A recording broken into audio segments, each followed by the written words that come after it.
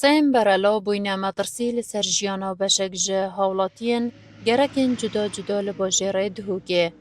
جبلی دنگی وانی بیزارگر گرک جاران هرشی هاولاتیان جی دکن.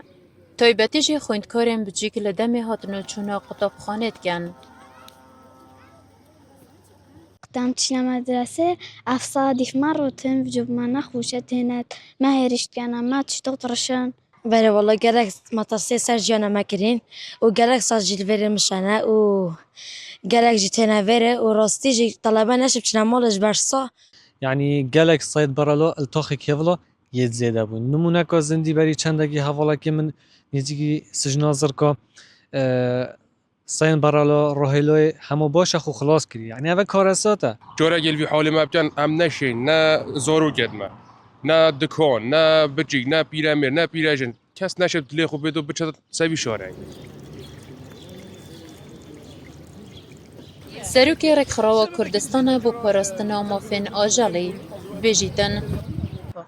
افصل وقتی دینا خساندن اوه گله هادد بن راحت بن نوشنا کسی و اوه ریگه گذاشتن عالم خری یعنی یا جربانی بریمه و جبر ریگه زدر چرا کدی منینه راستی یعنی ام علکی کوی که اینو خارد بدن یا جی پلند في حالی داد که روش برسید بن اگر تصای که نیرو می هبن 6 سال دا بنا 6 تا 7000 سال اگر دینا خسینی یعنی 2 سال اگر نیرو یکیمین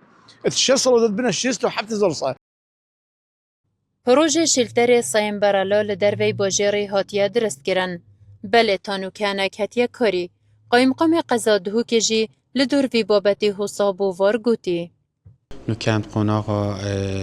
تجهیز کرنا اوی جهی داینه او پیداویستیت پیویست و او کارمندت پیویست کل وی جهی کار بکن خوشحالی و پارزگار دو گپشتوانی خود دیار کریه و امنو که یه دست بید که این اوی جهی وان پیداویستی بو پیدا کن ایشالا بلکی محابد داب کفتکاری